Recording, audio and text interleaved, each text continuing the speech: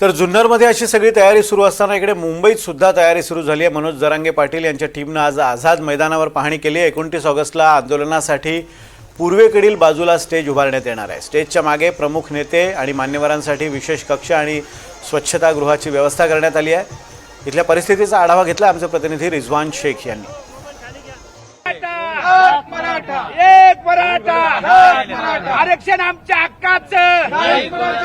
मराठा आरक्षणासाठी मनोज जरांगे पाटील हे आंतरविले सराटीतून मुंबईच्या दिशेने रवाना झालेले आहेत। तत्पूर्वी आपण जर पाहिलं तर मनोज जरांगे पाटील हे मुंबई येथील आझाद मैदानी या ठिकाणी मराठा आरक्षणासाठी येणार आहेत। तत्पूर्वी त्यांचे जे कार्यकर्ते आणि समर्थक आहेत ते मोठ्या संख्येने आझाद मैदानाला दाखल झालेले आहे आणि सकाळपासूनच जे कार्यकर्ते संपूर्ण कार्यकर्त्यांनी याच आझाद मैदानाची पाहणी देखील केलेली आहे। आपण जर पाहिलं तर एक मराठा लाख मराठा अशा पद्धतीची घोषणा देखील या संपूर्ण कार्यकर्त्यांनी दिलेली आहे।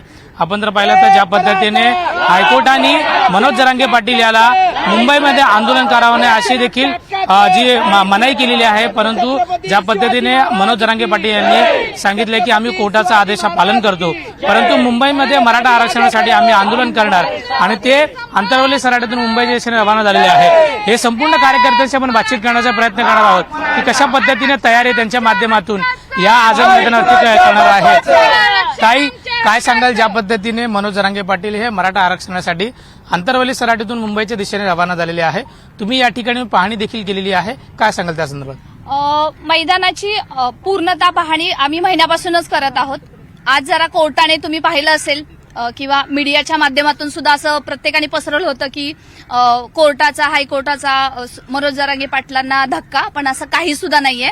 परमिशन प्रोसेसमध्ये आहे, आता थोड्याच वेळ एक अर्ध्या एक तासामध्ये होऊन जाईल आणि आमची सुद्धा पूर्ण तयारी झालेली आहे। त्यामुळे आता कसं आहे की आम्ही फक्त हे सर्वजण दादांची वाट पाहतोय आणि हे उपोषण हितच होणार आणि आझाद मैदानमध्येच होणार। महिलांसाठी सुद्धा आम्ही चांगलं कोऑर्डिनेशन करत आहोत आणि आमचे नंबर काही सोशल मीडियावरती फिरत आहेत, त्यांनी आमच्याशी संपर्क साधावा। तुम्ही सुद्धा यायचंय, कारण कुणीही थांबायचं नाही। आम्ही आमच्या विठ्ठलाची गणपतीची वाट पाहतोय, कधी दादा येतील आणि आम्ही इथं आरक्षण घेऊनच इथून जाणार आहोत। मागच्या वेळेस आपण पाहिलं तर ज्या पद्धतीने मनोज जरांगे पाटील मुंबईला आले होते, परंतु त्यांना नवी मुंबईला थांबवण्यात आलं होतं आणि त्यावेळी त्यांना आश्वासन देखील देण्यात आलं होतं की मराठ्यांना आरक्षण देणार, परंतु त्या ठिकाणी आश्वासन दिली परंतु त्याच्यावरती कुठली अंमलबजावणी केली नाही। आता ज्यावेळी ते येणार आहे तर कशा पद्धतीने त्याची अंमलबजावणी जोपर्यंत पूर्ण होणार नाही तोपर्यंत आंदोलन मागे होणार का नाही? अर्थातच पाठीमागच्या वेळेस जो आम्हाला दगाफटका दिलेला आहे सरकारने तो आता होऊ नये त्याचीच तयारी म्हणून पहिल्यापासून अगदी 4 महिन्यापासून आम्ही याच्या तयारीला लागलेलो आहोत आणि आता अगदी काही तासच उरलेले आहेत की दादांचे आगमन होणार आहे आणि असं होणारच नाहीये। आता जरी सरकार किती मॅनेज व्हायला आलं, आताही तुम्ही पाहिलं असेल की आताच मी तुमच्याच मीडियाच्या माध्यमातून पाहिलं की विखे पाटील दादांना भेटायला गेलेले आहेत।